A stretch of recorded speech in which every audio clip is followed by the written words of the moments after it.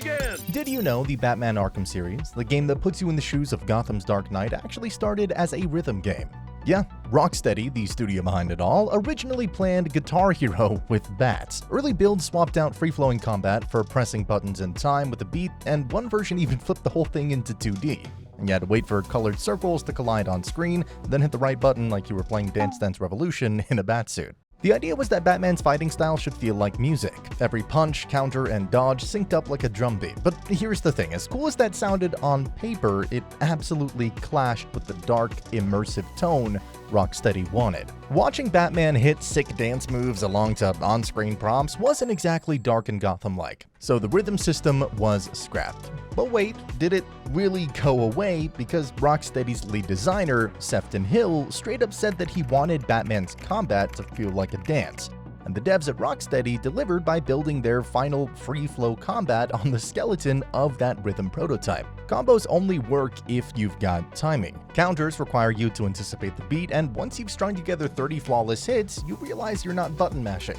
Nowadays, this free-flow combat system's influence is seen in games like Shadow of Mordor and modern Assassin's Creed games. The Arkham games would have looked completely different if they had gone the rhythm game route, but what makes Arkham games really stand out from all other Batman media is the absence of any form of romance between Catwoman and Batman. Yep, Arkham vs. Batman is probably the unluckiest, because who would want to miss out on some of that action? In most comics, shows, and movies, Catwoman is not just a member of the Rogues Gallery. She's the love interest, the one who gets under Bruce's skin, and sometimes even under his cape. But not here. Our Batman? Not so lucky. Sure, the banter, the flirting, the cheeky one-liners, they're all here, and they get fleshed out more in Arkham Knight, but Rocksteady never lets that tension take center stage. They are never a proper thing, and they have to go their separate ways at the end of Night, but at least they have a final kiss, so that counts for something, right? Well, if I were Batman, I definitely wouldn't let go of Selina like that. The romance between Bruce and Selina may not have made it into the Arkhamverse, but the Joker, Batman's arch-nemesis, or Batsy's true lover in this case, almost lost his voice when Mark Hamill didn't take the role. Yeah, we almost lost that iconic Joker laugh in the final game, Arkham Knight. After the second game, Arkham City, Hamill was ready to hang up the purple suit. He'd been voicing the Clown Prince of Crime since the 90s, and the role was absolutely wrecking his vocal cords. Hold tight.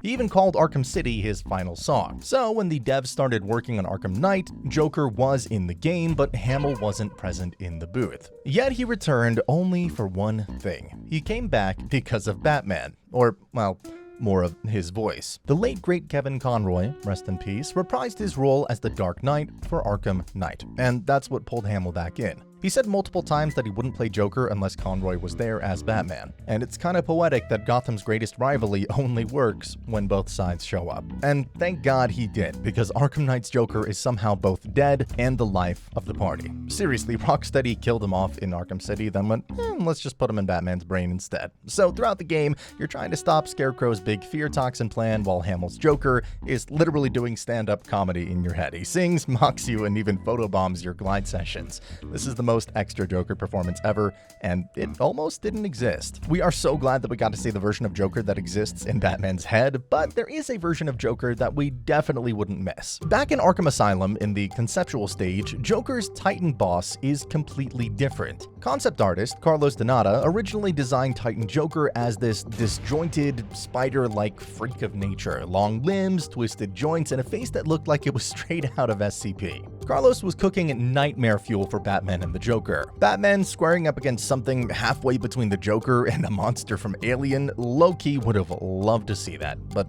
maybe not play it though. We didn't get tweaking jittery Joker, but what we did get was a muscular, hulking Titan Joker. And the reason behind that was that the devs wanted Joker's final form to still feel human, still Joker, just amplified by the Titan formula. By doing this, the devs proved that they still have their humanity, keeping us away from whatever spider-like Joker was going to be. However, that early concept is sort of being brought back, in essence, sort of, with the grand reveal of Absolute Joker by Scott Snyder recently on X. Talking about early concepts for Asylum, in the early stages, the Mad Hatter was also a part of the Asylum. In the comics, Jarvis Tetch is a total creep, like, well, all Batman villains, obsessed with Alice in Wonderland. The Hatter hypnotizes his victims using mind-control tech hidden in hats, and his whole shtick is dragging Gotham into his twisted Wonderland fantasies. It seems like he's just a crazier Disney adult. I have known quite a few in my time. Rocksteady actually planned for him to appear in Arkham Asylum, complete with a children's hedge maze level. Imagine Batman navigating through some trippy Wonderland nightmare while a rhyming lunatic whispers in his ear. Fun, but it didn't make the cut. The devs said there was no place for either in the story, but they did keep a Riddler riddle dedicated to him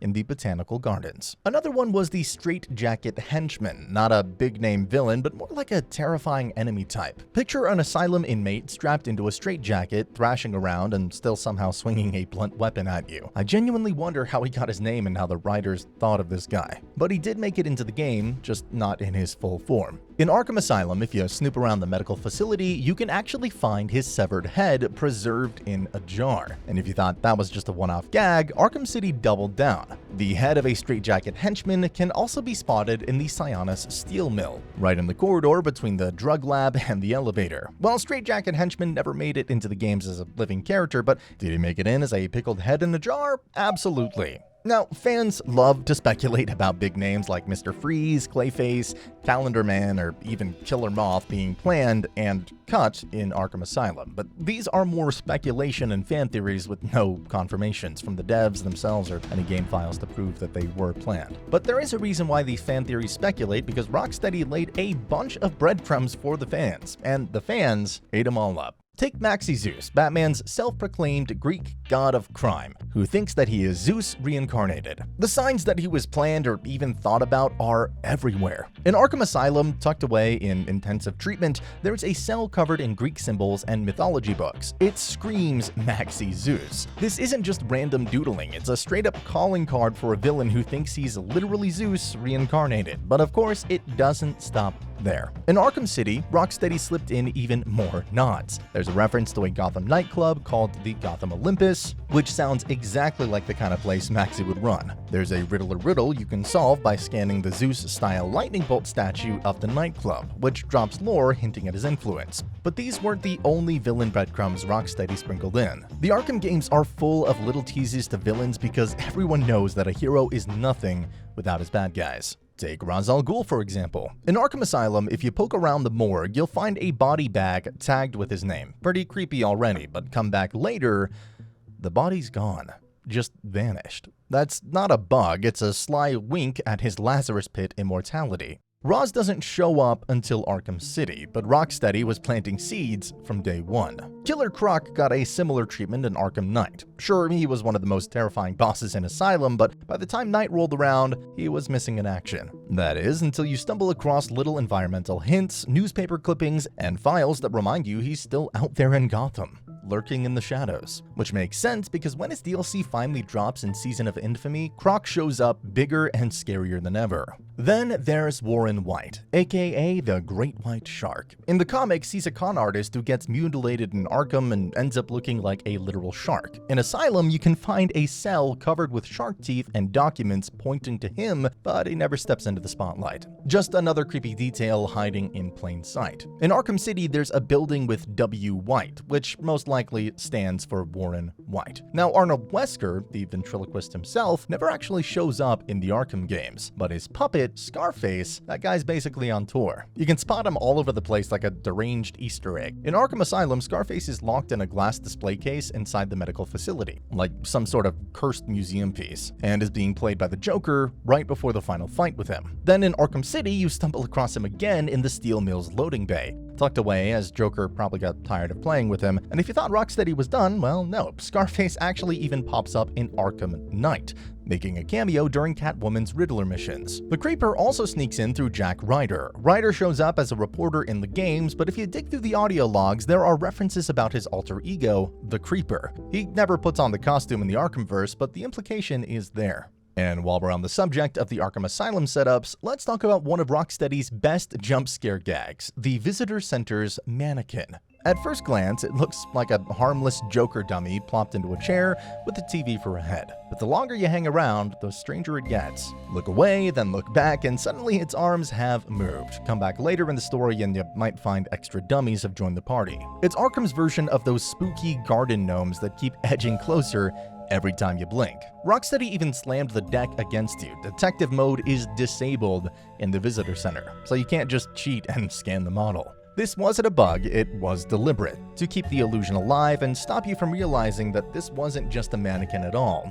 Because he probably wasn't, as there are speculations and hints that this is where the Joker was hiding throughout the entirety of the game before his final reveal, which also happens to be in the Visitor Center.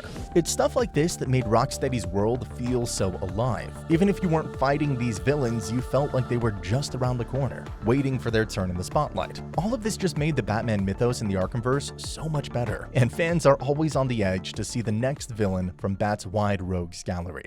Calendar Man, personally, I think is one of the silliest things a villain could be based off until the 90s happen, giving him a complete makeover. Well, at least we still have a Condiment King. Julian Day, or Calendar Man, is an old-school Batman villain who commits crimes based on holidays and dates. In Arkham Asylum, you could actually find his cell, complete with scribbles on the wall making out different dates. But the man himself is nowhere to be found. He wouldn't make a full appearance until Arkham City, where players discovered he had unique voice lines tied to real-world holidays if they visited him on the right day. Asylum gave us the calendar, City gave us the man. And of course, Roman Sionis, better known as Black Mask. He is one of Gotham's most ruthless crime lords with a literal black skull mask, one of Batman's grittier villains. His iconic mask is sitting right there in the penitentiary in Arkham Asylum. Fans immediately clocked it as a sign of things to come, and sure enough, he'd go on to take a starring role in Arkham Origins. But Black Mask isn't the only one Rocksteady was teasing way back in Asylum. In the medical facility, eagle-eyed players spotted a simple staff board listing the names of Arkham doctors. Tucked in among them is Thomas Elliot, better known to comic fans as Hush. At the time, it looked like just another Easter egg, but in hindsight, it was a breadcrumb trail. Rocksteady would later turn that tiny board name drop into one of Arkham City's most intriguing side stories, and eventually pay it off with a full mission in Night. The detail even shows up in the games. In Batman Arkham Unhinged, the tie-in comic series, Batman himself acknowledges the name on the board, solidifying that it wasn't just a throwaway asset, it was canon foreshadowing. There's also a sly nod to another deep-cut Batman villain hiding in Arkham Asylum. In Poison Ivy's first patient interview tape,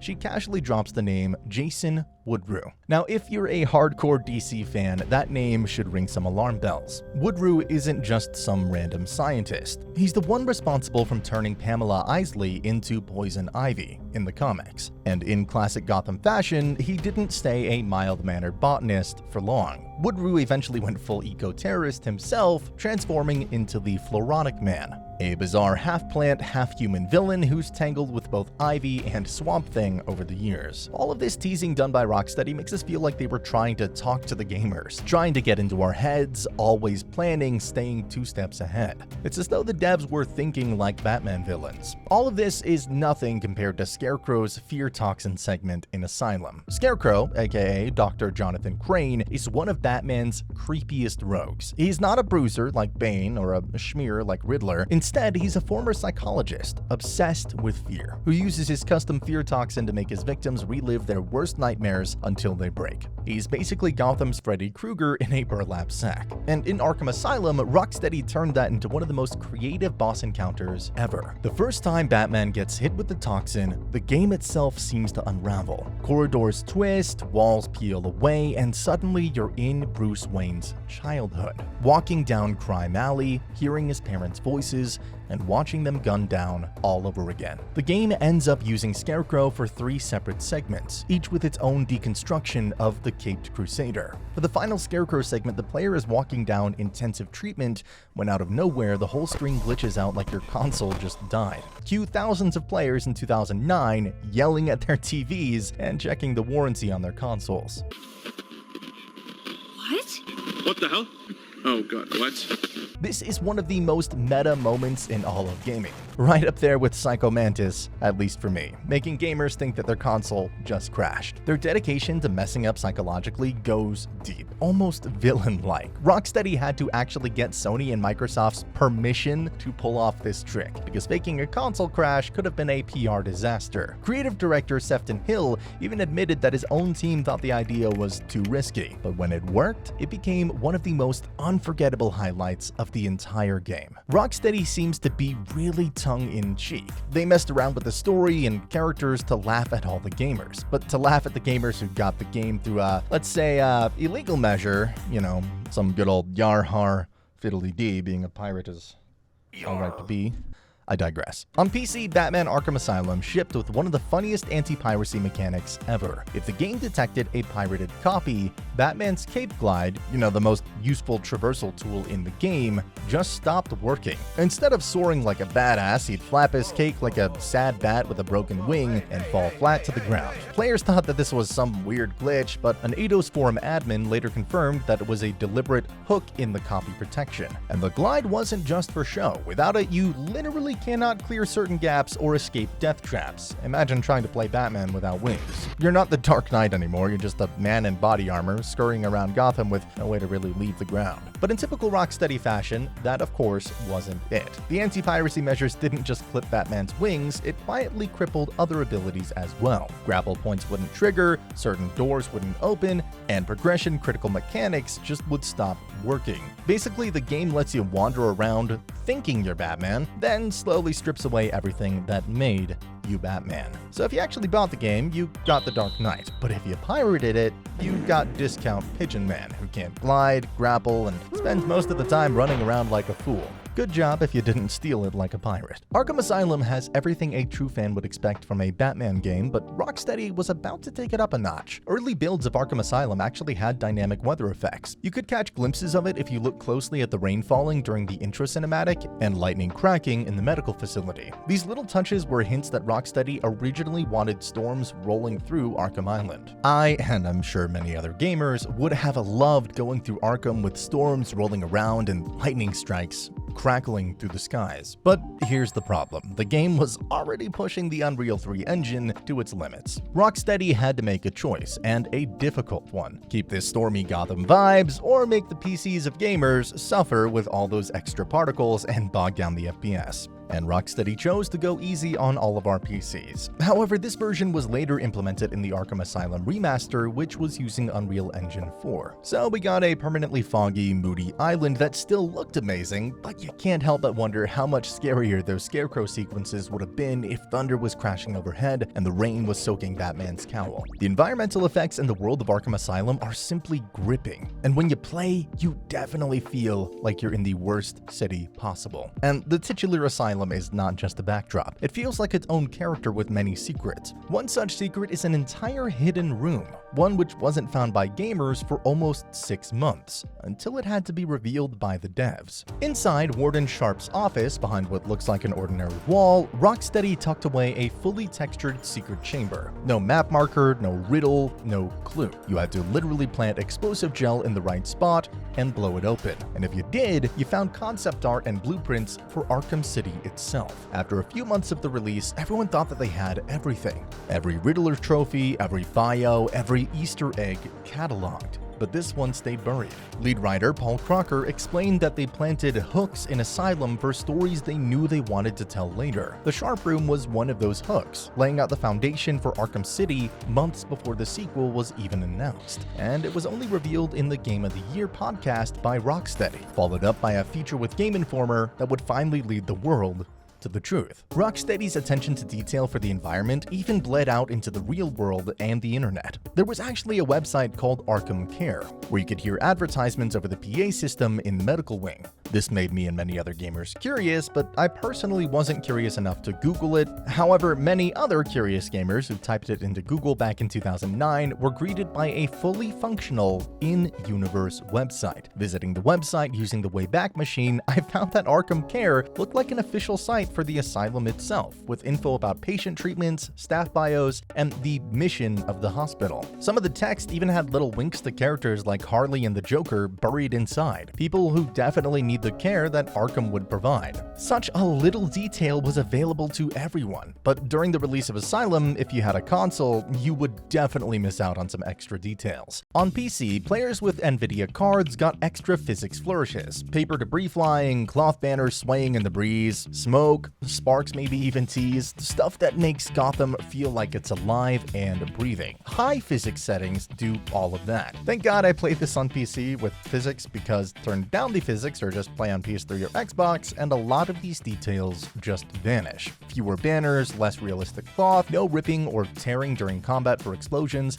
It's still awesome, but you lose some of that fine layer polish that makes you really feel every breeze and explosion. Essentially, the PC port was mostly better. Like always, well, most of the time, cue Arkham Knight's disastrous PC launch and basically anything Capcom does nowadays. Anyway, console players didn't get these extra effects, but what they did get was 3D glasses. The Game of the Year release threw in this old school fake 3D support. Remember those old red and blue paper glasses on the back of cereal boxes? Arkham Asylum Game of the Year actually supported that. You could slap on a pair and go full 2009, watching Batman punch Joker's goons directly at your face. Sure, it was a gimmick, but it was a fun gimmick, until your eyes started bleeding after 10 minutes. And PS3 players got something totally different. Thanks to PlayStation Home, you could unlock the Batcave Outpost, a personal apartment space with the Batsuit, Batmobile, and even a Batwing display. Basically Batman's man cave, but online. This is actually one detail that really makes me have played it on console now. But at least I wasn't an Xbox owner, because, well, they got nothing special. The Xbox and PS3 gamers didn't get the physics bells and whistles, but at least they got the game, because believe it or not, some platforms never even got close. There were canceled ports of Arkham Asylum, a Wii prototype by Redfly Studios leaked years later, showing a stripped-down version of the game in development, and the gameplay you see on screen is from that prototype. I found it on YouTube. And just thinking about it is cool, trying to pull off some free-flow combat with the Wii remote in one hand to punch, the other to, gesture angrily. Yeah, I mean, it does sound nice on paper, but try doing it and you'd be shocked how horrible it feels. And if that wasn't wild enough, a Nintendo DS prototype ROM even surfaced online. It was a top-down action game with simplified stealth mechanics, basically a Batman Arkham Asylum Diet Edition. Neither product ever made it past the prototype stage, which is probably for the best. Arkham Asylum's whole appeal was its atmosphere, detail, and flow, just things that weren't possible on those platforms back then. It's sad that many platforms didn't get the Arkham games, because Rocksteady's devotion to give us the best Batman game ever is insane. And proof of their devotion is the cape. This little detail most gamers probably ignored turned out to be one of the most obsessively crafted mechanics in the entire game. A surprising amount of development time went into a singular thing: Batman's cape. According to Eidos Ian Livingstone, one developer basically locked themselves away for almost 2 years just to perfect the damn thing. We're talking around 700 unique animations and sound effects, all so the cape would look and feel right whether Batman was gliding, fighting, crouching, or brooding dramatically on a rooftop. The dev responsible was Ben Nicholson. I couldn't find his face, but I did find his personal website, and the man was definitely dedicated to capes, because his alter ego since he was 14 was Cape Guy, and his website is also called Cape Guy. The Cape Guy, Ben Nicholson, is a physics developer on many games, one of them being Batman Arkham Asylum. With the physics work built from Havoc's game engine, but heavily customized, they wanted Batman's cape to be a character in itself, menacing in combat, functional in traversal, and cinematic in cutscenes. And thanks to the Cape Guy himself, well, the cape did its thing. And honestly, it worked. The Cape Guy did his thing. The cape wasn't just window dressing, it's your stealth tool, your parachute, your intimidation prop. Without the cape, Batman is just a dude in a funny hat. With the cape, he's the Dark Knight. So yeah, while other studios are out here crunching on AI or multiplayer, Rocksteady Rocksteady was spending 2 years making sure Batman's cape didn't clip through his shoulders, and thank God they did, because it's low-key one of the reasons Arkham Asylum felt like a true Batman simulator. The cape wasn't just about realism, it was a core design choice. Rocksteady's Paul Dennett admitted that they tied every major mechanic to it: gliding, silent takedowns, fear stuns, even combat finishers. That's why they had to perfect it. If the cape didn't work, half the game didn't work.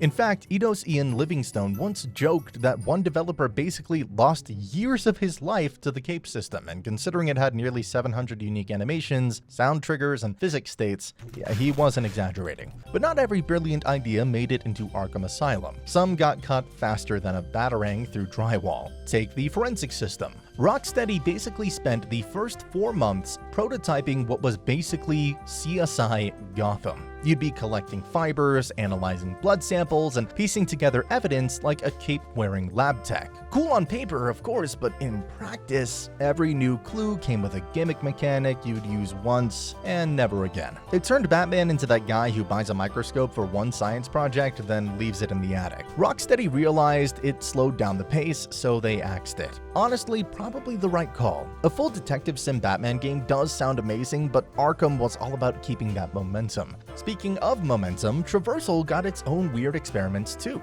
They tried raising and lowering water with valves, and even towing boats with the Batclaw, which they somehow ended up using in City and Asylum with the implementation of the glue and freeze grenades. And then there were the vehicles. Surely Batman's famous wheels had to make the cut, right? Nope. Sefton Hill admitted it wasn't about hardware limits, it was discipline as well as staying true to the game's claustrophobic sense of atmosphere. If they added driving or flying, it meant building entire new systems, new missions, new everything. So they kept the Batmobile and Batwing strictly as story beats. No car chases, no Batwing missions, just pure Batman. That scrapped idea? It'd make a dramatic comeback in Arkham Knight, but in Asylum it was all about boots on the ground, cape in the air. The whole Arkham dream actually started way before Batman even entered the picture. After finishing Urban Chaos Riot Response, Rocksteady spent about a year just tinkering with Unreal Engine 3. They weren't making a game yet, just stress testing tools on Xbox 360 and PS3, figuring out how far they could push next-gen graphics and style. Basically, they were in the lab cooking. Then Eidos went and secured the Batman license through Warner. And instead of handing it to some big-name studio, they looked at Rocksteady's prototype and liked it. Sefton Hill tells the story like it were a clean chain of events. 1 year of UE3 prototyping, Eidos gets Batman, Eidos asks the question, Rocksteady builds a pitch deck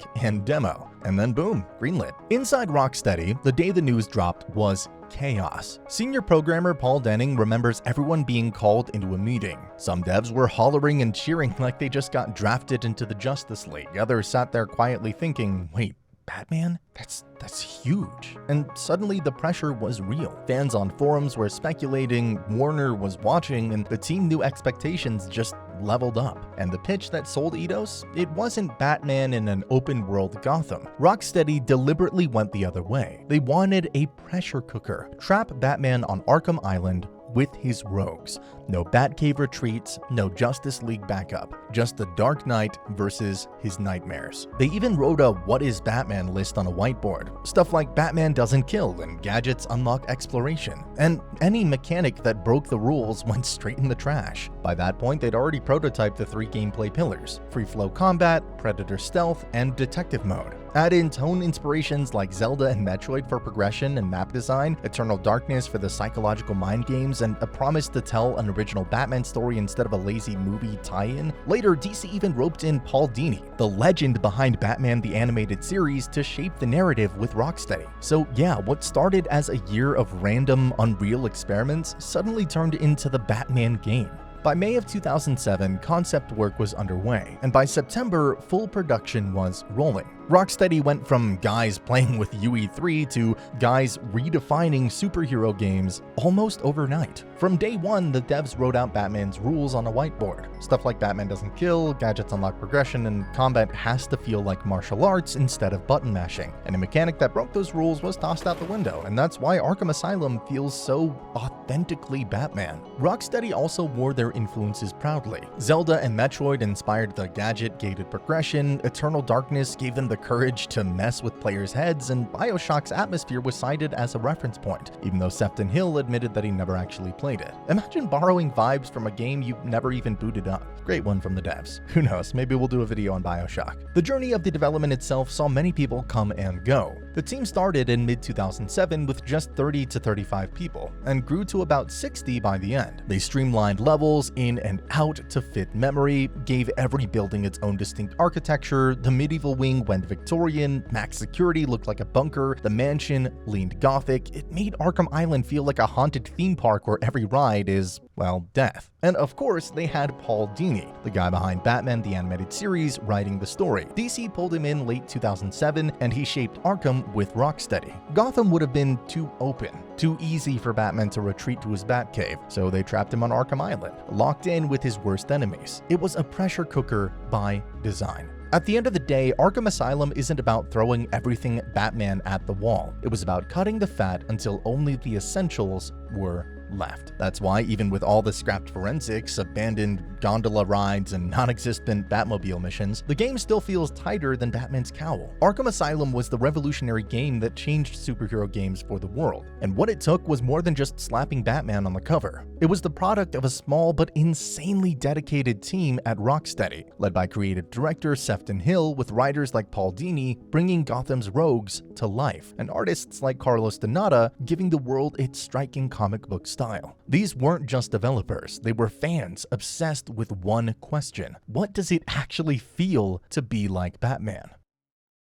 But Arkham Asylum was only the beginning. Even while finishing it, Rocksteady was already dreaming bigger. Sefton Hill and the team had a vision of Gotham that wasn't confined to one island, but stretched out into an open city. More villains, more freedom, more stories waiting in every alley. Their ambition was clear. If Asylum was a pressure cooker that trapped Batman with his worst enemies, the sequel would be a living, breathing Gotham that trapped the player in Batman's world. So naturally, everyone was expecting an open world, and the best reference for people was the GTA series. Now, here is something that people forget. Arkham City wasn't really open world, at least not in the way that GTA was. Sefton Hill even said in his DICE 2012 talk that they deliberately made the smallest open world possible. Every street, every alley, every rooftop had to matter to gameplay or story. That's why you never really find dead space in Arkham City. There are no endless empty streets, no filler blocks of nothing. Every corner belongs to someone. Two-Face's courthouse dripping with grime, Joker's carnival chaos plastered across walls, Penguin's iceberg lounge looming over the docks. Even if you somehow ignored the map, the art and signage would tell you exactly whose turf you were in. It wasn't about size, it was about density. Rocksteady didn't want Arkham to feel like a playground where you messed around. They wanted it to feel like a prison you just couldn't escape. Here Rocksteady is written all over the design philosophy, putting the gamers in the world of Batman. That tight world, dense systems philosophy bled into the narrative. Rocksteady didn't just plop Batman into an open world and call it a day. They treated Arkham City like a carefully authored story that happened to unfold inside of an explorable space. They wanted every alley to tell a story. This is evident even in the hours you take to complete the game. The main story clocks in at about 12 to 15 hours, but Hill was upfront that that is less than half the game. Once you start exploring, you're in side cases, Riddler death traps, villain-controlled districts, and all the ambient hooks they tucked away. Radio chatter about what thugs are seeing, secret doors that pull you off track, crimes that don't announce themselves until you're basically standing on top of them. It might be a thug's radio chatter about how the Joker's looking worse every day, or a door in a back alley that doesn't even appear on your map, or a payphone that suddenly rings, answer it, and you're dropped into Zack's little twisted game of life and death. Arkham City constantly pulls you off the straight path, and that's the design. That's really where Arkham City separates itself from Asylum. Don't get me wrong, Asylum was a masterpiece, but it was structured like a haunted house, one terrifying room after another, with Batman's nightmares carefully laid out in a straight line. Arkham City, though, it kicks you out into the snow and says, "You're Batman, figure it out." The little lore tidbits and all the extras are something that many players were completely immersed in, but it takes a true Batman fan, a total nerd, to dive deeply, and that's why we're here to walk through all the nooks and crannies of the frightening and hellish Arkham City. The most important date for Rocksteady, apart from the release dates of their Arkham games, is December 13, because that's when Sefton Hill and Jamie Walker founded Rocksteady. And this date made its cameo in Arkham City as well. Thanks to Calendar Man, our lovely date-obsessed maniac, this date made it into the game. If you randomly stumble into the courthouse basement and visit and meet Calendar Man on December 13th, he gives you some special lines which can only be found if you visit him on that specific date. Here's what he says. Well, well, well. And on today of all days, do you remember my early work? Flawed, but it showed promise. Just like you. As your skills improved, I perfected mine. Starting with seasons and moving through the weeks, I became stronger. My work more elaborate. Days were the secret, Batman. The end of days is coming. I was there at your beginning, and I will be there at your end. Quite poetic, talking about the beginning of things, Rocksteady Studios here, endings, probably you, the player, here. It's one of the secrets that players didn't stumble upon until years later. Mostly because, let's be real, who's changing their console clock just to see what an old guy in his cell has to say? But when fans finally pieced it together, it was a complete how did I miss that kind of feeling. And if Calendar Man isn't too scary, Rocksteady had a way scarier secret hiding down by the docks. Scarecrow's secret message. I missed out on this one completely. No map marker, no quest line, just a rusty hatch sitting there like a do not enter sign for curious players. And of course, as every gamer does, if there is a button, we're gonna push it. Pull out the cryptographic sequencer, and instead of an easy hack, you get the nastiest code in the game. City of Terror. You know, very subtle. Crack it open, and inside, all the fans are screaming, Scarecrow. Players discovered broken glass tanks full of live insects, papers with Scarecrow's name on them, and a poor Joker thug strapped down like a bug buffet. Walk too close, and the guy actually starts freaking out like he knows Batman won't save him. It also doesn't want to breathe the same air. It's not a fight. It is a postcard from Gotham's fear-mongering master of nightmares. And Rocksteady didn't stop there, because they didn't let go of the secrets and teasing even after the game was finished. After the credits, you could tune the sequencer to off-grid radio frequencies and get creepy number station strings of code that, when decoded, read stuff like I will return Batman. With a cipher using the word Scarecrow, fear will tear Gotham to shreds, and you will pay for what you did to me. 21, 18, 14, 9, 7, 21, 18, 14. Imagine booting up your save file at 2 a.m. and suddenly realizing that Batman's gadgets are basically an ARG delivery system. Scarecrow makes a bunch of promises to return to us in Arkham City, but Azrael, the Crusader and quote-unquote successor to Batman's mantle, leaves a prophecy. Alright, so prophecy time. If Scarecrow's barge is the he's coming back wink, Azrael is the guy script-writing the chapter title. In Arkham City, a silent figure in white keeps appearing on rooftops. Find him 4 times, scan the strange glyph he leaves at each stop, and the Bat computer stitches those symbols together into a master sigil. Line it up, rotate and scale the graphics so its points match all 4 sighting spots, and it triangulates the final meetup on the eastern wall of the church. Azrael shows, drops a doomy prophecy about gates of hell, destiny, and a future you can't avoid, then bails. Nothing to punch, no loot to grab, just foreshadowing so heavy you can hear it clanking. This is Rocksteady planting the seeds for the next games without a single cutscene.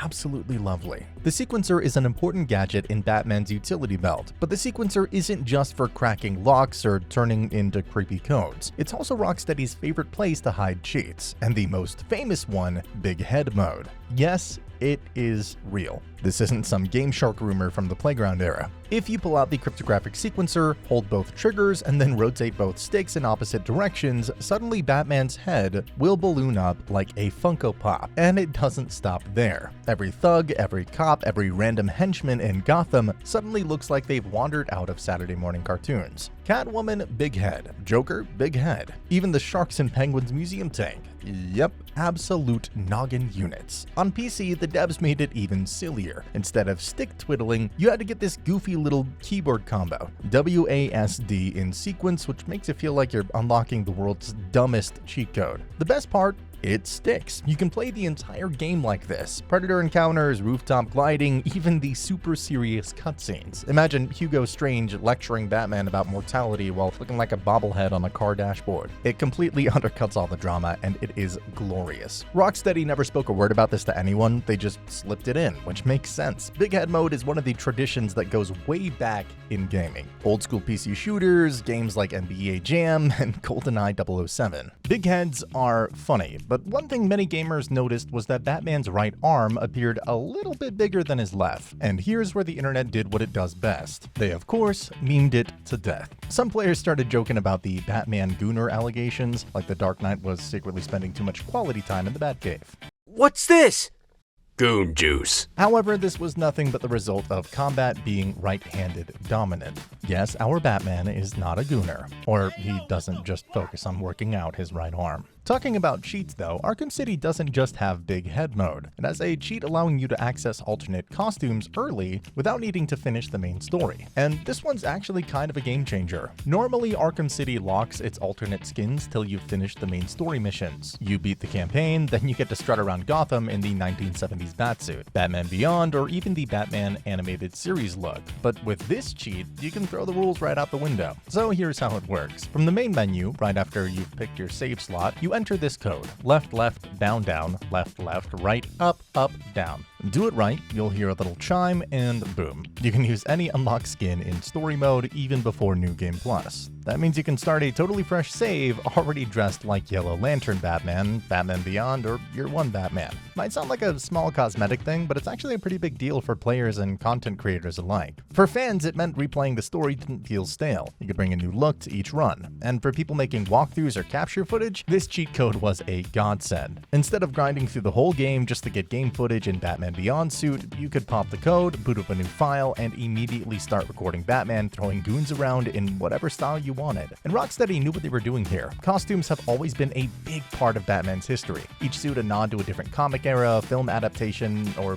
Elseworlds tale. By letting players break the timeline and wear them whenever, it feels like giving fans a virtual Batcave wardrobe with no strings attached. Next up is the thread that had everyone going bonkers with tons of YouTube theories. Harley Quinn's pregnancy and the possibility that Batman murdered the kid. All theorists went bonkers with that one. In the base game, if you snoop around Joker's office, you'll find a pregnancy test with the little pink plus on it. And if you're not familiar with pregnancy tests, that means positive, or Harley was going to have a baby. And just in case you weren't paying attention, Rocksteady doubles down after the credits with Harley humming a creepy lullaby in Joker's old hideout.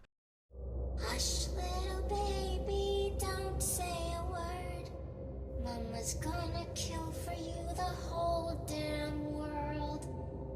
Subtle? Not even a little. Fans went ballistic. Harley Quinn is pregnant with Joker's kid. But thank God that didn't happen. It was just a case of Rocksteady pulling a fast one on us. When the Harley's Revenge DLC dropped, Rocksteady pulled a fast one. The same room, now it's full of discarded negative tests and an open box literally stamped warning. May provide a false positive. Translation, Harley wasn't actually pregnant. The original test just lied. Just like Joker himself, chaos until the very end. And that left fans split. Some took it as Rocksteady backpedaling like, okay, maybe giving Joker and Harley a kid is a little bit too much, even for Gotham. Others argued it was intentional world building. Harley desperately wanted to believe she was carrying Joker's legacy, but reality pulled the rug out from under her, which honestly is one of the most tragic Harley Quinn things that you can imagine. To this day, the fandom's kinda divided. Was it genuine retcon, a bit of meta trolling from Rocksteady, or just another layer of Harley's tragic obsession with Joker? And cheeky Rocksteady on the other side never confirmed either way. They just left the props there, humming quietly in the background of Gotham's madness, knowing full well fans would argue about it for years. It's morbid, it's messy, and it's exactly the kind of breadcrumb Rocksteady lives for. A detail so small you could walk right past it, yet so big it had the entire community theorizing about the future of the Arkhamverse. Arkham City may seem chaotic, full of noise, but there's also a moment in the game where it goes silent and pays respect.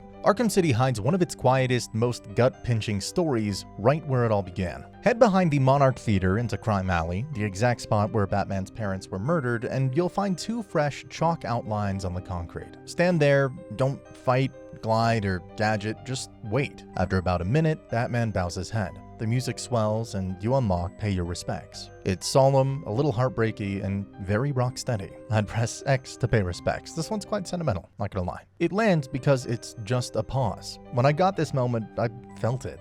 So rest in peace, Thomas and Martha Wayne. The fun nods and little Easter eggs in the game go from downright depressing to cool and flashy and memorable to the silliest thing you could imagine. One such example is the nod to the shark repellent spray. When you hit the museum section of Arkham City, Penguin traps Batman by flooding the central exhibit hall. To get across, you have to stand on a floating raft and use the bat claw to pull yourself along the ice. The moment you're halfway across, the water erupts and a giant shark lunges at you. It's not cinematic, it's real gameplay. If you don't react, the shark can knock the raft and Batman into the water, which is instant death. That thing can actually knock you into the water and kill you instantly. This gives you a little feel of how you would, feel in Jaws. But how do you counter the insanity of facing a shark? Shark repellent, according to the death tip. At least. Ah yes, the death screen rubs it in. If the shark gets you, the usual villain taunt doesn't play. Instead, the tip text simply reads, "Use shark repellent." It's a beautiful joke, taking you back to the Adam West era of Batman. Full of camp, and this is a specific callback when in the 1960s Batman show, Batman pulls out a literal shark repellent spray to fight sharks. Since then, the shark repellent has been the poster child of the kind of camp that Adam West Batman was known for. Such interactions aren't that hard to miss, but there are many sequences in Batman Arkham City that are very easy to miss, and this secret could have been missed in the very beginning of the game. Remember how Arkham City literally begins? You're in the processing center, strapped to a chair, getting pushed around by Hugo Strange's guards before Bruce makes his big breakout. It's a space every single player sees, but almost nobody thinks to come back to it later. You have to be the type of gamer who decides to look at all of the details and explore all the nooks and crannies, even the literal beginning, to figure this one out. And Rocksteady always rewards curiosity. If you revisit the processing center, there's this wall. Totally ordinary, right? Well, if you smash it, because every gamer smashes random stuff eventually, especially in video games with a destructive environment, the mirror opens up into a secret hidden room. Inside, there's a Riddler trophy, of course, but also some extra environmental details. Rocksteady added some really cool things at the beginning of the game, and one of them was Oswald Cobblepot himself. Penguin doesn't make his grand entrance with a giant iceberg lounge or trained hitmen just yet. Nope, he's waiting in a dingy alley to jump Bruce Wayne before you even get the cowl on. And the best part, if you fight back, you can actually drop him right there. Oswald ends up flat on the ground, spitting insults while you walk off.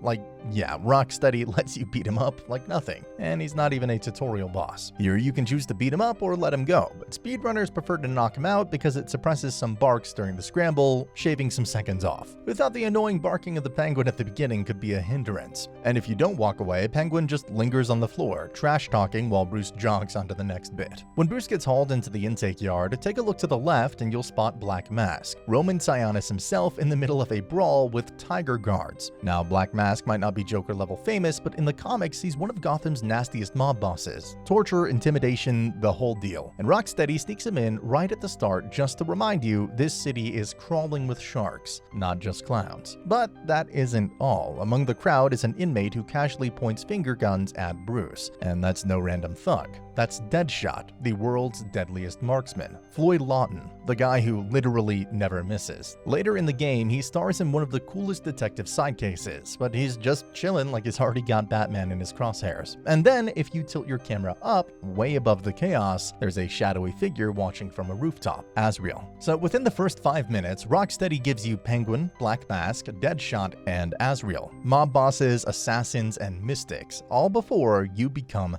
Batman. Batman's reptilian muscle rogue also makes a cameo in the not-so-obvious way. Deep in the sewers right after Batman's surreal showdown with Ra's al Ghul and the Demon Trials, the desert hallucination that looks like Batman accidentally booted up a Prince of Persia game, you get dropped back into Gotham's very real, very damp tunnels. Make sure not to follow the current objective and instead backtrack all the way through where you came from. And if you're paying attention, this is where Rocksteady slips one of the coolest cameos, Killer Croc. There's no marker, no cutscene, just a moment. Wander off the main path, and Croc bursts out of the darkness, towering over Batman, before retreating back into the muck. It's quick, it's creepy, and it's easy to miss if you're too focused on chasing the next waypoint. Something like this happened with me after completing the beautifully tragic Heart of Ice side mission, because after you find Nora and radio freeze the location, step outside and look across the harbor. There's a brand new, glittering path of ice stitched over the water like Mr. Freeze. Batman's coldest, well, literally, and the most tragic villain himself walks walked straight from GCPD to the warehouse, freezing the bay with every step. Follow that frosted breadcrumb trail and you can actually visit the warehouse again. Freeze is there, quietly tending to Nora. This scene is complete cinema and a masterclass on video game storytelling. No boss music, no ambush, just a wordless truce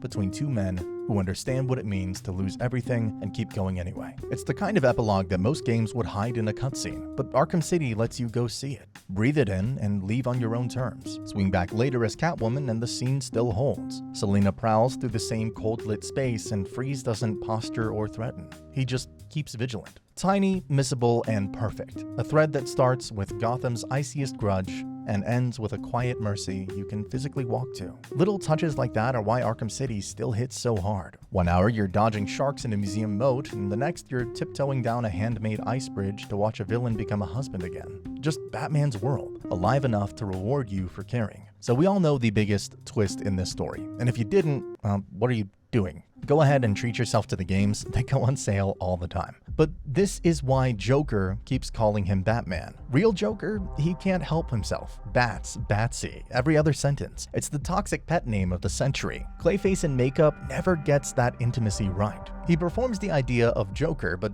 not in the private language. Once you clock it, scenes you breeze past start pinging TV appearances, taunts, the steel mill banter, and the whole act creaks at the edges. Gotham puts on masks. Arkham City shows you when they slip. Now, Batman might be the star of the show, but Rocksteady knew the Arkham world wouldn't feel complete without his favorite enemy.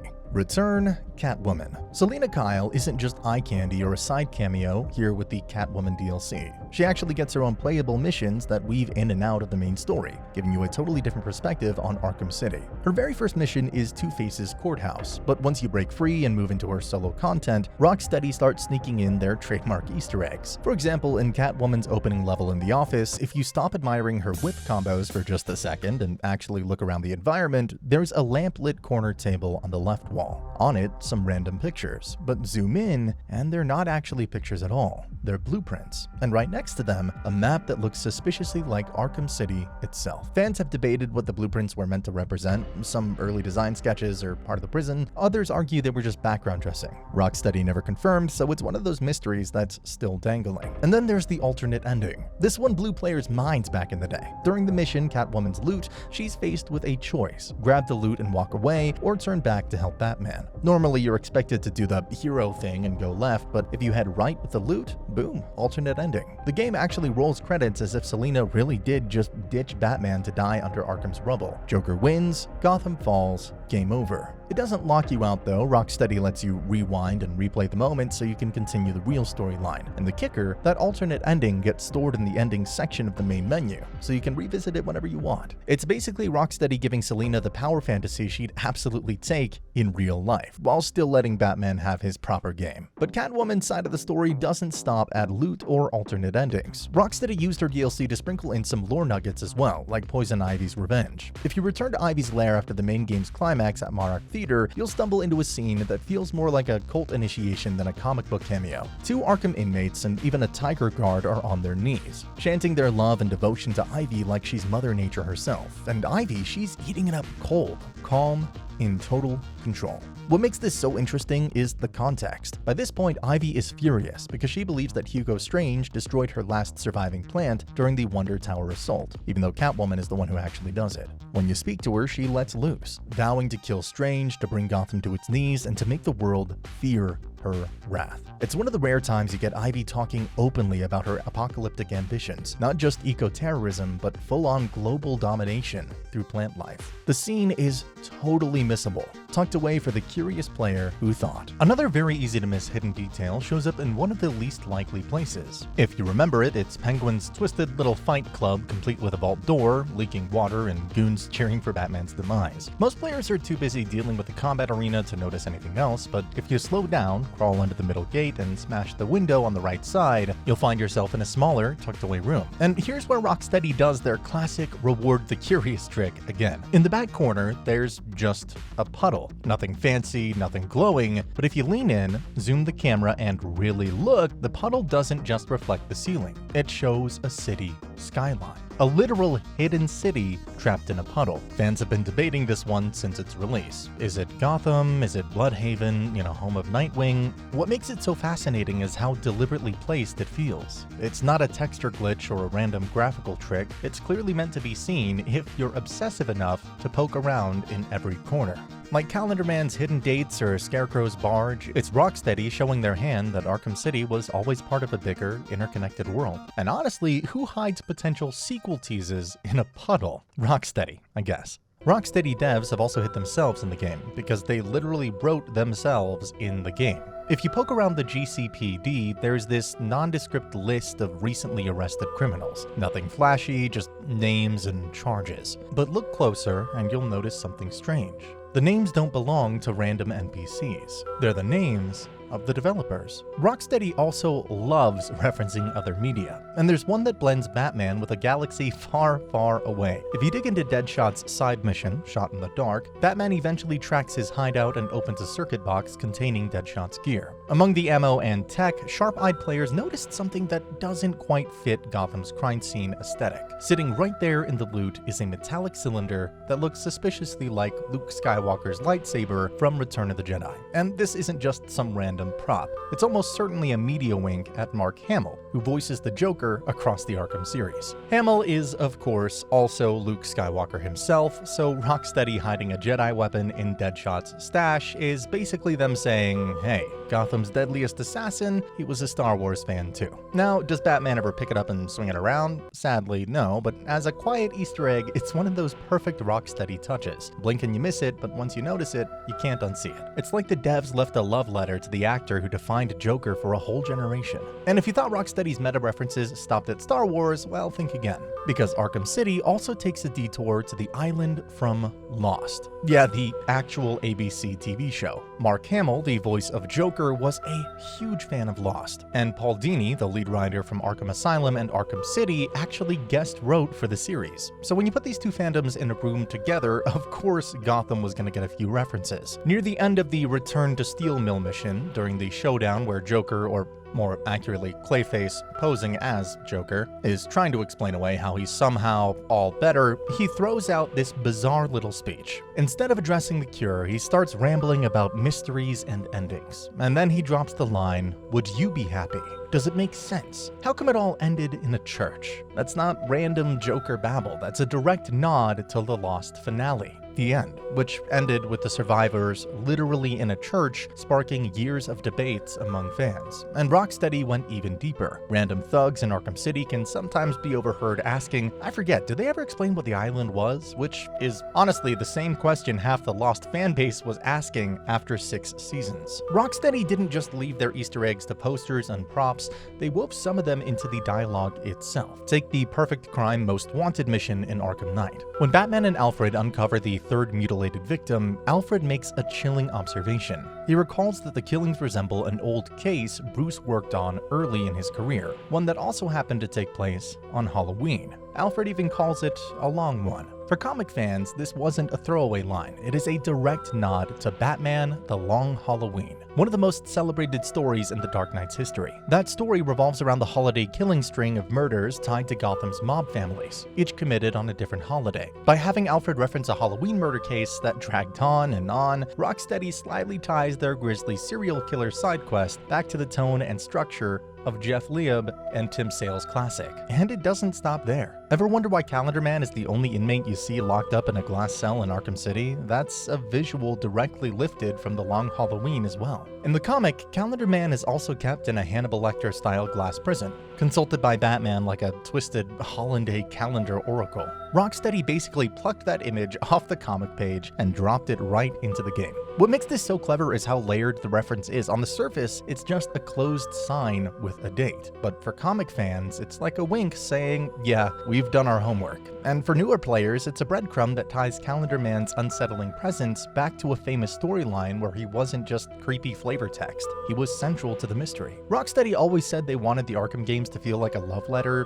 to decades of Batman lore, and stuff like this proves it. Even the graffiti and shop fronts are stuffed with nods to stories that hardcore fans grew up reading. But again, Rocksteady's references to media don't just limit themselves to movies and TV shows, because Rocksteady also hides a little painting hidden in the beginning. Early in Arkham City, when you slip away into Harvey Dent's office, you might notice a painting on the wall called The Duality of Man, Cain, and Abel. At first, it just looks like some moody background art, but Rocksteady loves hiding meaning in plain sight. On the surface, the reference is pretty clear. Cain and Abel, the first brothers torn apart by jealousy and violence, are a perfect mirror of Two-Face's split psyche. Harvey is forever locked in a war with himself, one side trying to be the man he once was, the other consumed by darkness. Just like Cain and Abel, there's no truce waiting at the end of that story. But Rocksteady doesn't stop there. If you play through to the finale, Batman carrying Joker's body out of the Monarch Theater is staged almost exactly like the figures in that painting. Suddenly, it's not just about Harvey anymore, it's about Batman and Joker, two sides of a different kind of coin, locked in their own Cain and Abel tragedy.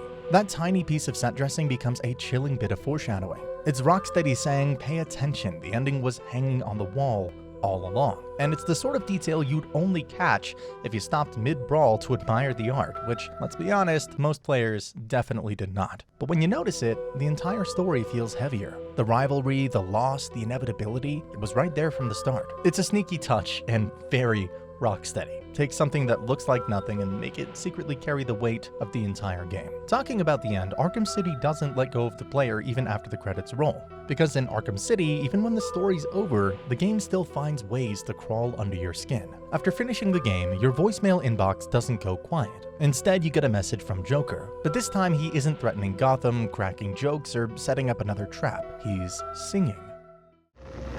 Only you can make this change in me.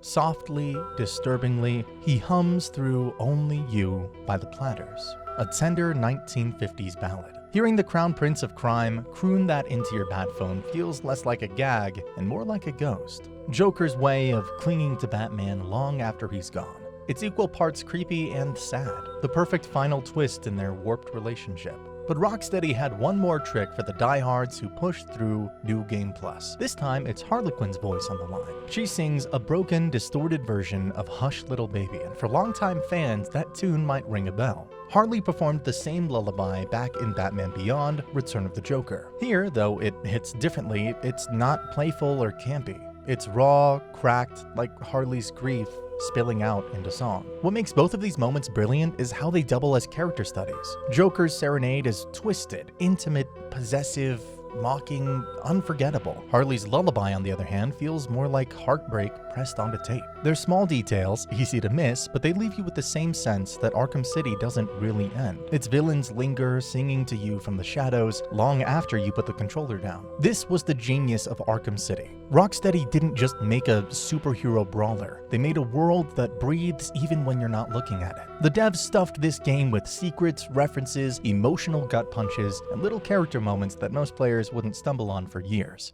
That's not fluff, that is vision. Sefton Hill, Jamie Walker, and the Rocksteady team set out to do something that had never really been done before. Make a Batman game that, well, felt like Batman. Not just wearing the cape and throwing punches, but being the world's greatest detective, stumbling onto creepy cults, tragic side stories, and villains who won't always show up in boss fights but still manage to haunt you. Arkham Asylum proved that they could reinvent superhero games. Arkham City proved that they could build an entire Gotham playground, dense enough to feel endless. And it paid off. Critics didn't just call it one of the best superhero games ever made, they called it one of the best games of its generation. City was about planting seeds. Scarecrow's barge, Azrael's prophecy, all these threads weren't just Easter eggs, they were promises. Promises that the Arkham series had a future, and Rocksteady followed through, shaping a trilogy that grew darker, stranger, and more ambitious with every entry. Now, Rocksteady had come far from a scrappy London studio to one of the most respected names in the industry.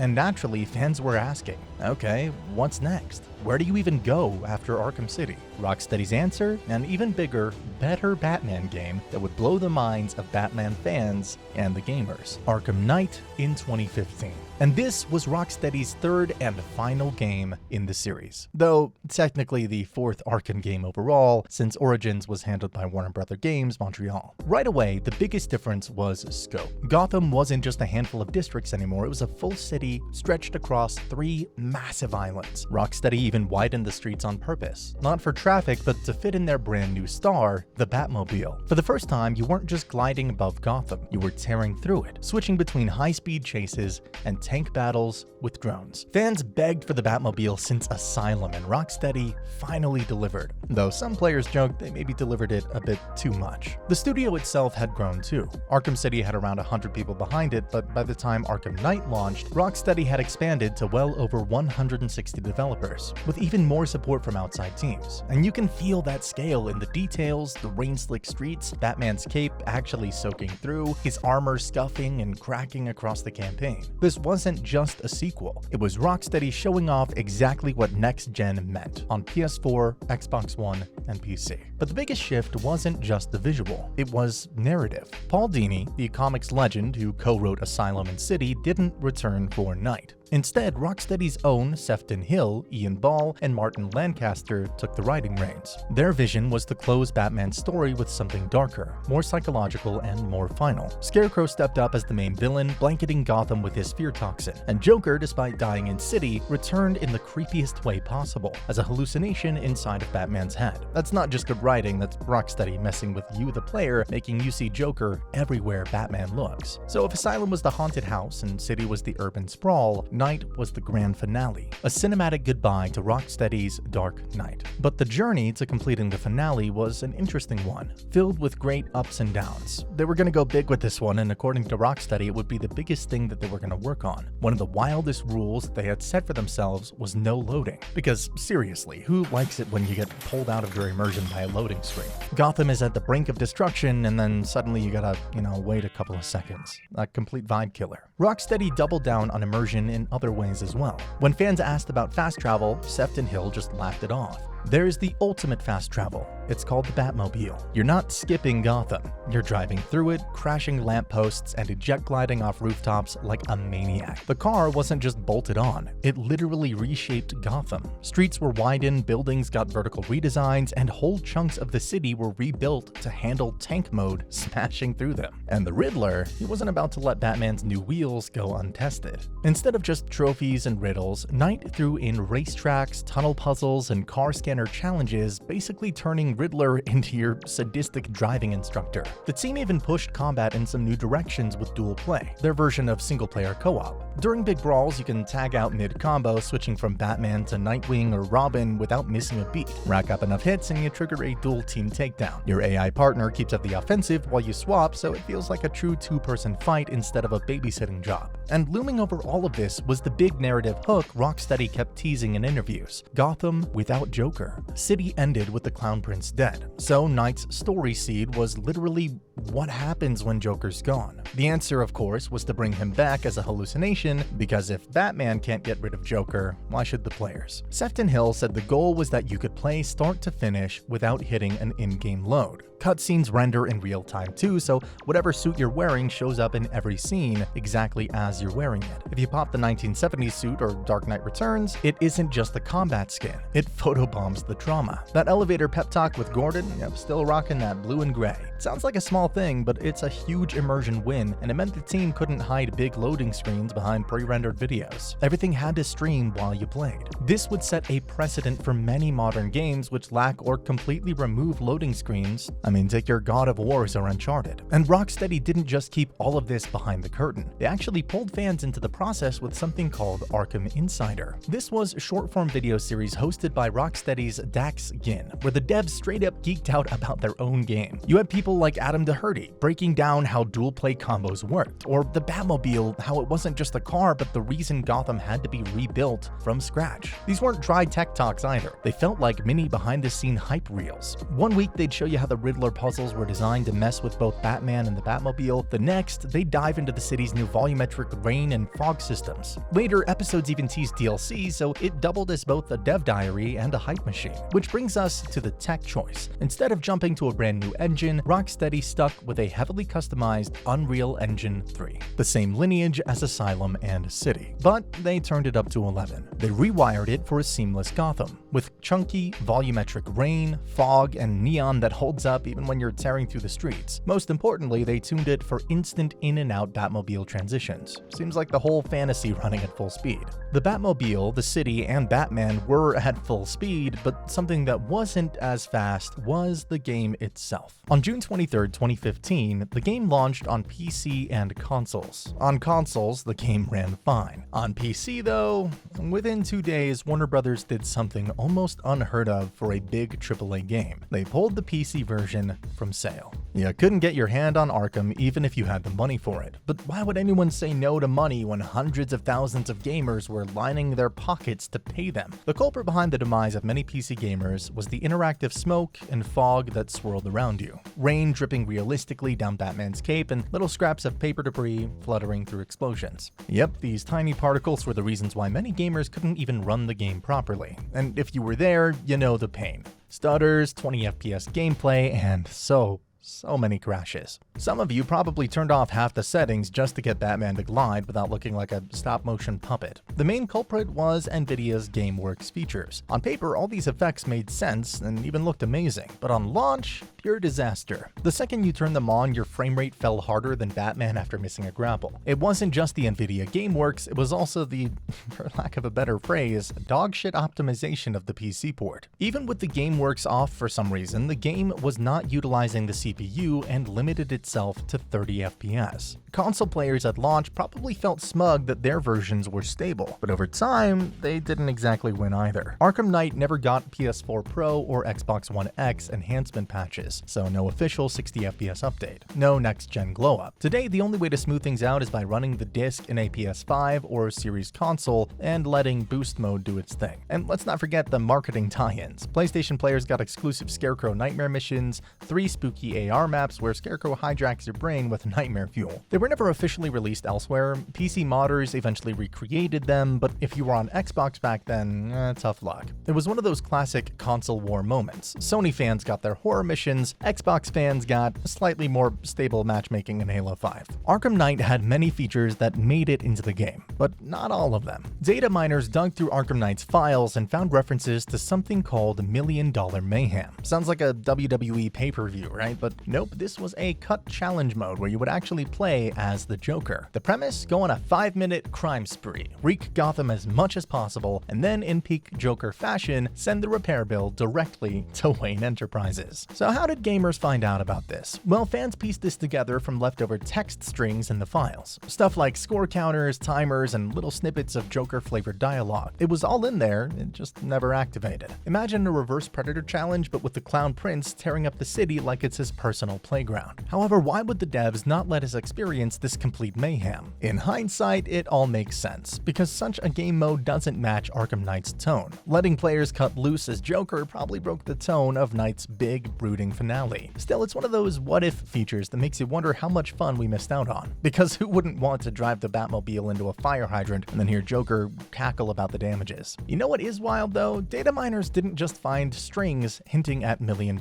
Mayhem. They actually dug up something even juicier. Startup packages for the Joker himself. Buried in the PC build for Arkham Knight was a file literally called startup patch plus joker.upk. Swap that into the right spot and modders could boot the game up with Joker as the playable character. That's not some random placeholder texture, that's a real startup file profile sitting in the final release. And it wasn't just a one-off one-off slip either. The same data had archetype entries labeled things like playable_Joker and player Joker STD. That kind of naming isn't just, oh hey, we left a skin in the files. It's the language the Arkham devs used to define full player controllers, movement rigs, combat inputs, the works. Which means at some point during development, Rocksteady had Joker up and running as a fully controllable character, not just a hallucination in Batman's head. Imagine booting into Arkham Knight and the title screen just lets you cause chaos as Joker instead of brooding on rooftops. And Joker wasn't the only ghost in the code. Fans also spotted references to Prometheus, a lesser-known DC villain, and even unused hooks for characters like Black Mask. Prometheus never made it in, and Black Mask only shows up in Red Hood's DLC, but it shows how much broader the villain roster might have been if everything stayed on the table. The cut content trail doesn't stop there. Unreleased skins for Batman and Robin were left behind, along with chatter about Damian Wayne, Batman's son. While Damian never shows up officially, modders later used these same file slots to build their own Damian skins. Proof that Rocksteady's framework had room for more Bat family content. It's crazy thinking about just how much we could have had. And here's one of my favorite almosts. Rocksteady apparently toyed with an interactive credits fight, where you literally brawl through waves of Rocksteady developers while their names popped up on screen. Imagine closing out the trilogy by knocking out your own dev team. Lead animator KO'd, senior programmer down for the count. It's hilarious, very Rocksteady, and sadly never made it past concept. Taken together, these leftovers paint a picture of a game that almost went way further than what we got. Joker startup profiles, scrapped villains, unused skins, and even a post-credit fight. Arkham Knight could have been even weirder, bigger, and more playful. But between tone, deadlines, and the sheer size of Gotham, a lot of that had to be cut out. Still, thanks to modders and data miners, we know the bones are there. These were the things that weren't added to the game, but there were still so many things that were in the games, but a lot of people still missed. One such thing being the gadgets that gamers could add in Batman's handy utility belt. And honestly, these are some of the coolest toys in the utility belt. Take the Remote Electrical Charge, or REC. The game wants you to get it much later, but if you're clever, you can just steal it almost immediately. The trick? Right after you drop Ivy off at GCPD, head into the evidence lockup. There's a shiny Batman display case with your gadgets in it. Hit detective mode and the glass even glows breakable. But here's the catch. Explosive gel doesn't work. You've gotta punch it. That's it, just a smash and grab. The guards don't even try to stop you, they just throw shade while you stroll off with government property. Classic Batman. And it's not just a trophy hunting shortcut either. The REC is seriously useful in combat. It zaps armored thugs, powers up industrial magnets, and opens up Riddler puzzles you're technically supposed to come back to later.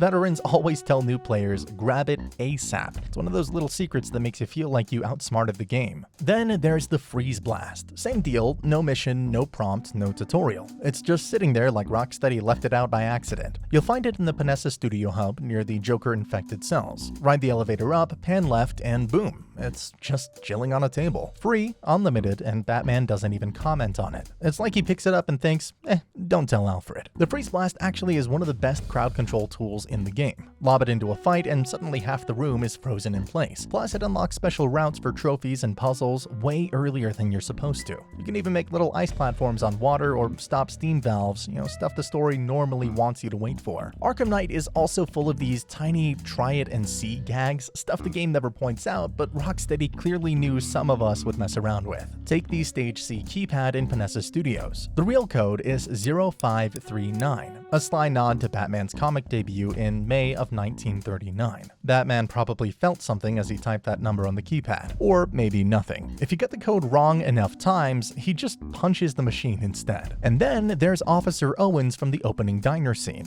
Under Scarecrow's fear toxin, you're handed a choice. Unload your gun at a swarm of demons, or actually just innocent people, or hold fire. Most games would forget about it after the tutorial. Not Arkham Knight. Later, when you stop by GCPD, the cops gossip about Owens based on what you did. If you fired, they whisper that he's in trouble and might lose his badge. If you held your fire, they're in awe, calling him the guy who stood tall against Scarecrow's gas. Owens even looks different depending on your choice, either guilt-ridden or quietly proud. And speaking of details most players never even touch, Arkham Knight hides some of its best world building in Bruce Wayne's voicemail. Yeah, you're Batman, the scourge of crime, and you still can't escape that answering machine. At Wayne Tower, if you poke around Bruce's desk, you'll find messages from all kinds of DC regulars. Lex Luthor, for example, leaves a very Lex pitch about buying Wayne Tech's appliance applied sciences. Vicky Vale drops a line. There's even a Cassie message, often read as a wink to Cassandra Cain. And then, tucked among the business calls and friendly reminders, you get this. Bruce, it's Kate. You're coming to Maggie and I's engagement thing next week, aren't you? No one's seen you in months, Bruce. And you taught me the importance of keeping up appearances.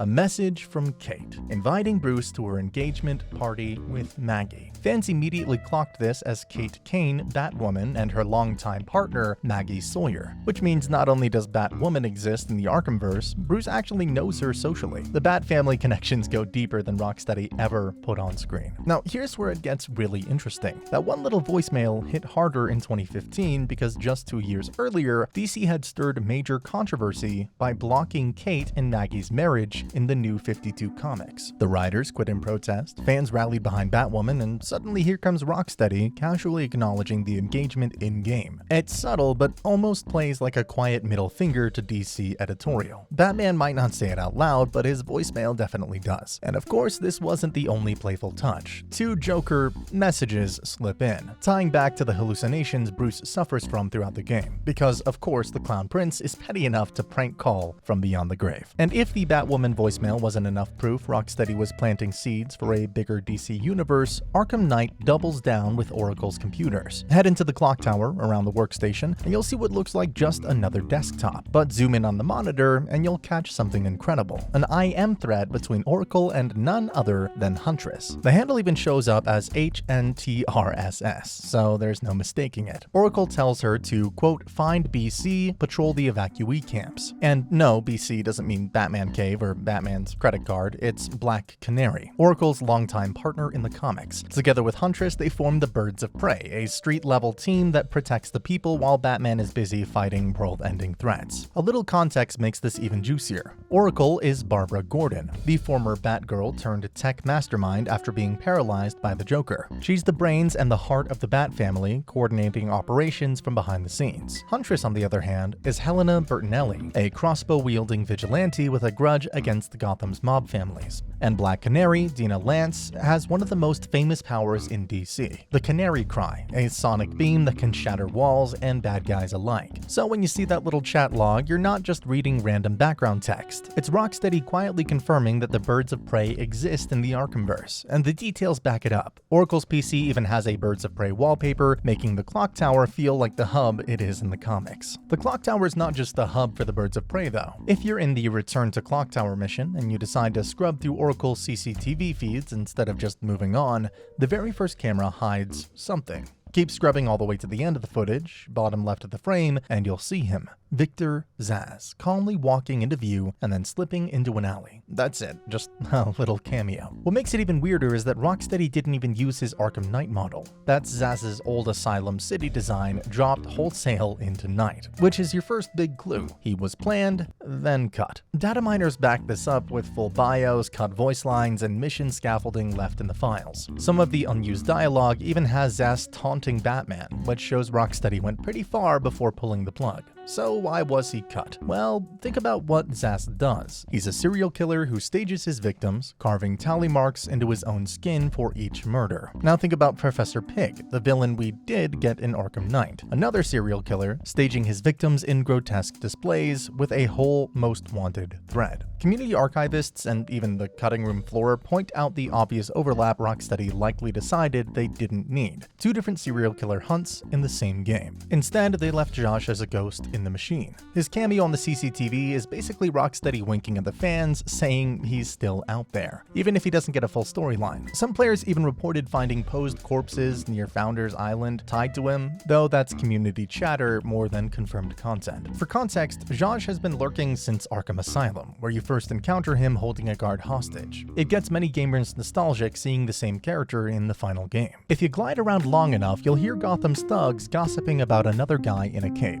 Not Batman, but Superman. In Arkham Knight, you'll notice the thugs never shut up, and how every now and then, Rocksteady slips in something cheeky. Among the usual Batman's finished, tough guy lines, you'll hear them gripe, "All we need now is that freak from Metropolis to come flying in." Or if they're feeling extra salty, "At least that freak from Metropolis isn't around." Knight also makes many references to Gotham's bigger world, but sometimes the deepest cuts are saved for the fans who really grew up with Batman outside the comics. If you poke around Oracle's Clock Tower or Panessa Studios, you'll find posters for a show called The Grey Ghost. On the surface, it just looks like another pulp detective, but this is actually one of the sweetest nods Rocksteady ever dropped. It goes back to Batman the Animated Series and the episode Beware the Grey Ghost. In that story, young Bruce Wayne grew up idolizing a TV hero called the Grey Ghost, who solved crimes in the shadows with gadgets and grit, basically a proto-Batman. What makes it more interesting is that the character was voiced by Adam West himself, and this feels like a passing of the torch or the mantle from the 1960s campy Batman to our beloved voice of Batman, the late Kevin Conroy. It's evident by now that Rocksteady loves sprinkling deep-cut DC lore. The DLC cranks it up though with one of the strangest finds in the whole Arkham series. In the Batgirl DLC, head over to the Center Seagate amusement park area. On the right side, tucked behind some walkways, there's a small vent most players just glide past. Crawl through and suddenly you're in a hidden chamber with two giant tanks. One is empty, but the other, it's holding an absolutely nightmare fuel starfish with a massive staring eye. This isn't just some random horror scent dressing, that's a nod to Starro the Conqueror, one of DC's oldest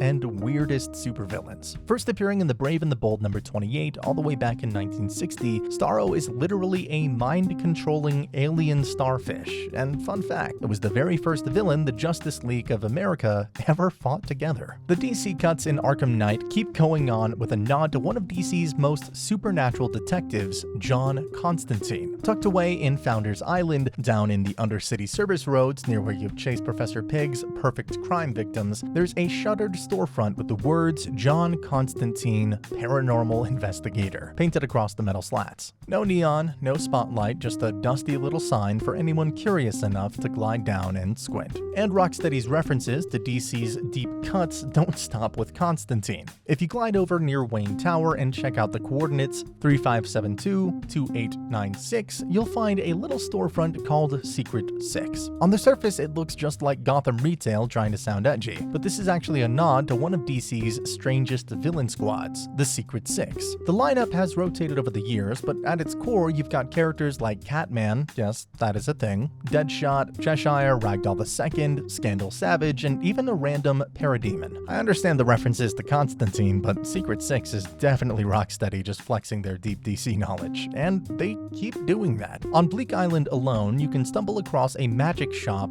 named after Zatanna, Gotham's resident magician and part-time Justice Leaguer. Right next door, a music store called Music Meisters, a nod to one of DC's strangest villains who once turned an entire Batman musical episode into canon. Yes, Batman had to sing. No, it wasn't actually as bad as you'd think. Catwoman even gets in on the Easter eggs. At one point, she casually brags about robbing Queen Industries, which savvy fans know is owned by Oliver Queen, aka Green Arrow. So somewhere off-screen, all these accountants are filing insurance claims, while Selina shrugs it off as Tuesday, and we can see it as well. Inside the GCPD, you can check the officer shift list and spot some familiar names: Renee Montoya, Harvey Bullock, and John Jones. And if John Jones rang a bell, well, congrats. You just caught a sly nod to the Martian Manhunter himself, whose Earth alias is literally that name. So yeah, in the Arkhamverse, John Jones might actually be clocking in for night duty. Even the travel ads aren't safe. Billboards around Gotham hype up vacations to Santa Prisca, which comic fans know is Bane's home turf. Militia thugs even chat about it because apparently nothing says tropical getaway like an island best known for producing super venom addicts. And then there's more thug banter. Some gripe that at least in Gotham you can see Batman coming, unlike the Flash from Central City, who just zips by before you even know you lost your wallet. Others mutter that Batman's scarier than that swamp creature in Louisiana, which is a very unsubtle nod to Swamp Thing. Rocksteady doubles down on that with a beach dedicated to Alec Holland near Ivy's hideout, Holland being the poor scientist whose experiments turned him into the plant elemental himself. It's like a memorial park bench, except for a guy who technically became a walking bog. Hidden near the GCPD is a hangout for the Royal Flush Gang. In the comics, these playing card-themed villains keep showing showing up to annoy Batman and the Justice League, and if the name sounds extra familiar, that's because Mark Hamill's Joker once joined their ranks in the Justice League animated series. One would say that this adds to the world building, but this is mostly for the DC and comics, but Rocksteady also references one of the most beloved game series, Metal Gear. Sorry, I gotta pull out the Snake impression every once in a while. Oh, brother, this guy stinks! One of Arkham Knight's death screens sneaks in a Metal Gear Solid reference. If you get yourself killed, that happens to the best of us, Joker sometimes pops up to taunt you. But instead of the usual mocking, he riffs on Metal Gear Solid's iconic fail screen where Otacon yells, "Snake? Snake? Snake!" Except it's Joker doing his best impression, hammering in that you messed up. With references to games, Rocksteady didn't just stop with Metal Gear. They also went forward and referenced their own games. Why would they not reference their own games? And it's free marketing for them, at least for the people who notice it. Take the Blackgate riots. If you hang around long enough, you'll hear thugs, militia, even cops at the GCPD casually drop it into conversation, like it was just another Tuesday in Gotham. These lines are actually timeline glues referencing Arkham Origins, the prequel to all three. Origins showed Joker's big debut night with his 2 assaults on Blackgate, and Night ties right into that. NPCs even hint that Arkham Asylum got reopened right after the riots, which lines up perfectly with Sharp shoving inmates back there at the end of Origins. You'll even hear callbacks to side villains like Anarchy, just chatter that builds Gotham as a place with a memory. But if you want Rocksteady flexing their greatest hits album, head to the GCPD Evidence Locker. Tucked away just past the bullpen, this place is basically Batman's version of a trophy room, except instead of medals, it's full of murder weapons and Joker teeth. Every time you arrest a most wanted villain, new cases pop up, complete with audio notes from Aaron Cash giving you the backstory. And it's not just night villains. Rocksteady went full greatest hits mode here. You'll spot Electrocutioner's shot gloves from Origins, Black Mask's gear, Joker's gag weapons, Riddler tech, and even Killer Croc's old restraints. There's even a Talia al Ghul's sword, and if you interact with it, Batman softly apologizes to her. No gameplay reward, just a little gut punch of feels in between Batmobile tank fights. And Rocksteady didn't stop at launch either. As you nab Penguin, Two-Face, Firefly, Professor Pig, Man-Bat, and the rest, their junk shows up too.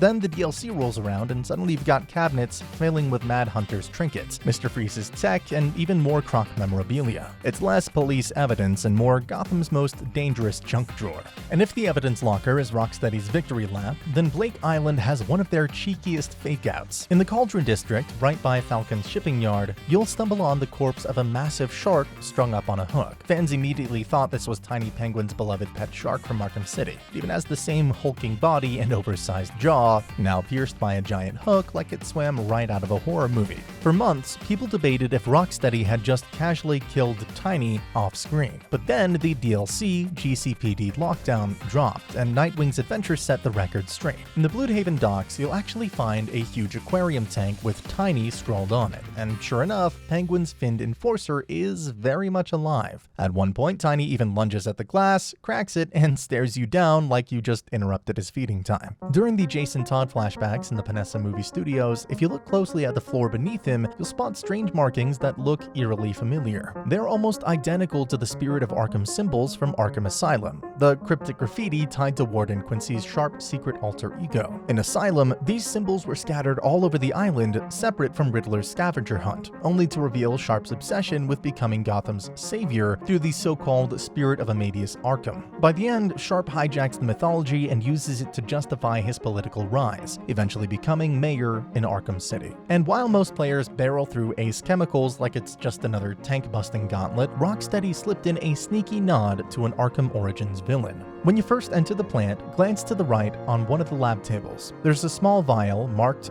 Copperhead Poison. That's a direct callback to Origins, where Copperhead was one of the assassins hired by Black Mask to take down Batman. So this has got to be one of the most fulfilling things to observe. Witness the world of Batman growing and living as if it was alive. In classic Rocksteady fashion, this only continues with the Man-Bat side mission. After you wrap up the Man-Bat side mission, you can go back to Kirk Langstrom's lab. Only this time, it's not the quiet crime scene you left behind. The place is wrecked, equipment smashed, papers scattered, weird and most chilling of all, Francine Langstrom's body is gone. On the broken monitor, written in blood, are the words, "Forever, my love." Longtime DC fans spotted that this echoes the comics, where Kirk's obsession with curing himself often drags his wife Francine into the nightmare. And in some storylines, she even becomes Woman Bat herself. And if you thought the Langstrom story ended with that blood-scrawled love note, Rocksteady had one more trick up their sleeve. The Man-Bat side mission doesn't just stop when you haul Kirk into GCPD. If you're the kind of player who messes with system clocks, or you just happen to be playing on the right day, you could stumble into one of the Arkham Knight's creepiest timed events. Set your console or PC date to October 31st, 2015,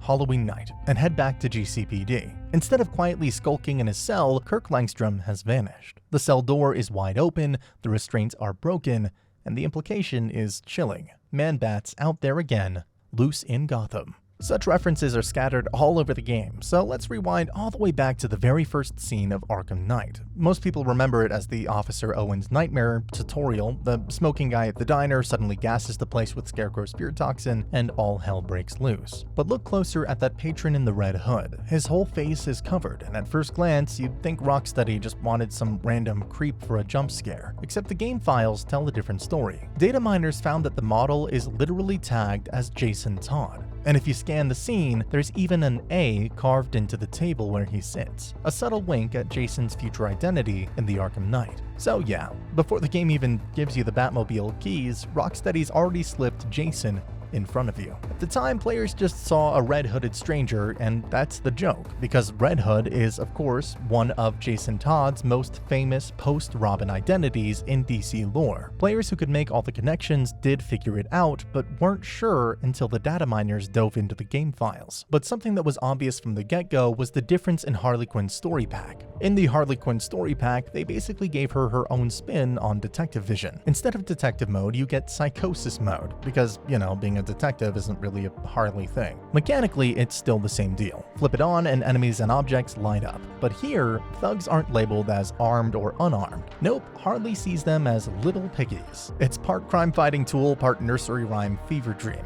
In the AR challenge maps, it tones down to standard indicators, but in the story, it is 100% Harley brain filter. But the Harley Quinn fun continues because if you hang out in psychosis mode for too long, Harley doesn't just hear enemies, she hears herself. Well, her old self. Dr. Harleen Quinzel pipes up in her head, trying to reason with her. You'll hear Harleen pleading, "You don't have to do this. Get out, break free." And Harley, of course, laughs it off and doubles down. It's a neat little character study hidden inside a gameplay mechanic, half combat scanner, half therapy session gone wrong. The rest of her kit is just as twisted. Instead of Batman's smoke bombs and gadgets, she gets her laughing gas pellets, jack-in-the-box explosives, and mayhem mode. Basically a sugar rush button that lets her knock out thugs in one hit for a short stretch. Think Batman's Fear multi-takedown, but with more squeaky hammers and fewer brooding monologues. And remember the context. This DLC is the first time players get to control Harley in the Arkhamverse. It's set in Bloodhaven PD, where she busts out Poison Ivy, laying the groundwork for Ivy's role in the main story. So you're not just clowning around, you're literally pulling a key thread in Gotham's bigger mess. Even the visual theming runs with it. When you toggle psychosis mode, graffiti and scribbles overlay the world, almost like Harley's imagination is bleeding onto the screen. Some players even reported extra phrases popping up if you linger for too long. Little Easter eggs baked into her warped perspective. Tucked away on Founder Island, Rocksteady slipped in one of the creepiest deep cuts in the whole game. A hidden Solomon Grundy shrine. Behind a metal fence on the lower industrial roads, the same understreets you visit during Professor Pig's Perfect Crime Quest, you'll find a little corner of Gotham turned into a morbid fan club. There's a Grundy wanted poster, a massive poster of the Brute himself, and a gramophone endlessly looping a classic nursery rhyme about Grundy himself. Because nothing says Gotham like a lullaby about a zombie gangster on repeat in a dark alley. In-game, this isn't just set dressing. It's actually tied to a Riddler riddle. If you scan the shrine, you unlock a Gotham City story entry that fills in what Grundy's been up to since his Arkham City cameo. According to the lore, Wayne Tech captured him and sealed him in a containment unit, which neatly explains why he doesn't come lumbering into Arkham Knight to ruin your Batmobile's paint job. We can see that Arkham Knight is a culmination of all the previous Batman games, only getting better and tighter with each mechanic, and nothing symbolizes that better than the Fear multi-takedown. Introduced in Knight, this is Batman's strike first, strike hard button. It's a chained slow-motion stealth opener that lets you drop multiple armed enemies in one cinematic blur. At first, you can tag up to 3 goons, but with Wayne Tech's upgrades, you can push that to 4, then 5. Once you trigger it, the game goes into slow-mo and you paint each target with your camera. Batman then auto-routes between them in a lightning-fast sequence that feels like you're watching the Arkham combat system flex at full power. The setup is simple but sneaky. You need to charge a fear meter first, done by performing silent takedowns or other stealth eliminations. Then you get into striking distance from cover, vents, ledges, or just plain shadows, you can initiate the chain. From there, it's all about camera control. If the next enemy is in line of sight and close enough, you can keep tagging, mess up your angles, and you'll break the chain. Rocksteady even gave you a training AR mission early on to teach this exact flow, basically saying, yes, this is your new toy, and have fun using it. And compared to Arkham City, it is a huge shift. City's Predator gameplay was built around patience, isolate stragglers, lure guards with gadgets, and punish mistakes. But in Night, enemy AI gets a major upgrade. They plant mines on gargoyles, deploy medics to revive allies, use jammers, drones, and thermal scopes. In other words, playing like it's 2011 will get you shredded. Fear Multi-Takedown solves this. It gives you a decisive opener. Drop the clustered gun squad before they can adapt, then meld back into the shadows. It's not a win button though. Once the survivors regroup, the AI escalates hard, forcing you to lean on old-school Predator tactics and your expanded gadget loadout. Speaking of gadgets, the Disruptor is practically Fear's best friend in Night. Its expanded upgrades allow you to jam guns, booby-trap medics, blind drones, and even rig ammo crates. Set up a squad with sabotaged weapons, then chain a Fear takedown. It turns the cleanup into pure chaos, with thugs blowing up their own guns while Batman carves through the rest. The result is amazing design balance. Fear Multi-Takedown feeds the Batman fantasy, those opening seconds where the Dark Knight owns the room, but its meter, radius limits, and AI escalation make sure you can't spam it. Once the initial fireworks are over, you're right back into the Predator sandbox, relying on positioning, spacing, and camera discipline. It is stylish power tempered by tactical restraint, which is what the series is best known for. Hey, if you enjoyed these facts and the deep dive into these little secrets and the game, you will definitely love our deep dive into Elden Ring's Lands Between, because the legendary FromSoft added a lot of love and secrets for us to explore. I'll see you there.